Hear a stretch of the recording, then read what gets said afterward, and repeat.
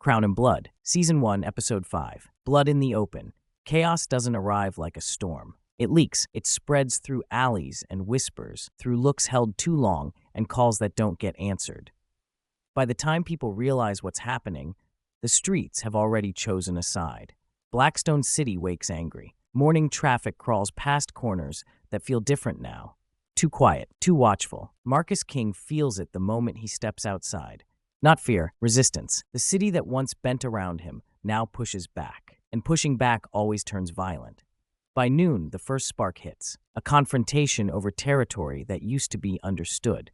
Words exchanged where silence once worked. Pride bruised in front of the wrong people. It doesn't end with talking. It never does anymore. The street absorbs the impact and keeps moving. Phones start ringing. Messages spread faster than truth. Blackstone knows. The war isn't coming. It's already here. Eli Cross moves through it like a man finally breathing freely.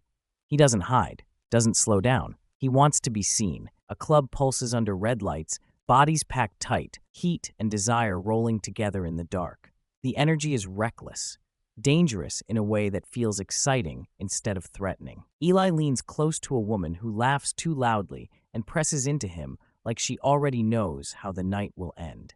His hand settles at her waist, firm, claiming space without asking. Around him, men watch. They don't hear his words.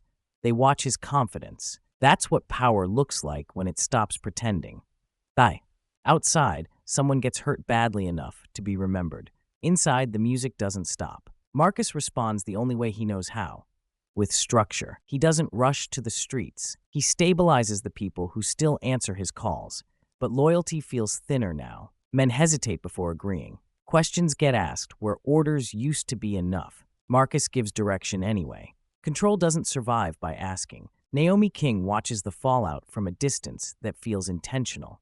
She's no longer reacting. She's calculating. Every message she reads confirms the same truth. Once chaos becomes visible, it changes who people trust. And trust is leverage. Naomi begins moving quietly, calling in favors she never wanted to owe. Her voice stays calm, even when the implications turn dark. She understands something Marcus doesn't want to admit yet. Survival doesn't always mean winning together. By nightfall, the city burns without flames. A car abandoned where it shouldn't be. A warning delivered too publicly to ignore. A name crossed out without explanation. Street-level violence isn't loud anymore. It's efficient. People disappear into the cracks between sirens. Detective Ryan Cole drives through the aftermath. He doesn't rush to scenes. He studies patterns. Tonight, the city is sloppy. That happens when ambition outruns discipline. Cole smiles to himself. This isn't the end of anything. It's evidence. Marcus finally steps into the chaos himself.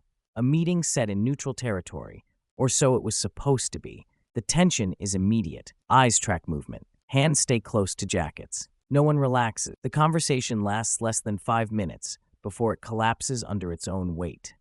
A voice rises, a threat lands, and suddenly restraint feels optional. What happens next isn't dramatic. It's fast, messy, enough to make a point. When Marcus leaves, he knows something irreversible has happened.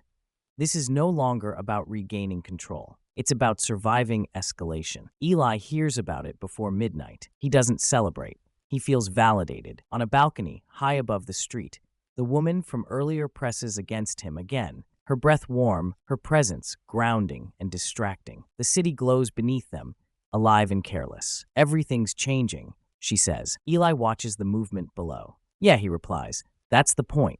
But even as he holds her, his focus stays on the streets, because chaos doesn't belong to anyone. It just spreads. Marcus and Naomi reunite in silence. They don't touch. They don't argue. They understand each other too well for either. This is open now, Naomi says. Marcus nods. And it's going to get worse, she adds. Marcus exhales slowly. Then we stop pretending. Blackstone City ends the night wounded. Not broken, just aware. The rules are gone. The lines are visible. And everyone who matters knows the same thing. From this point on, there will be losses. The only question is, who gets to choose them? In the next episode of Crown and Blood, retaliation becomes personal. A trusted name falls, and the city learns how far this war will go. Next episode, Nothing Left to Hide.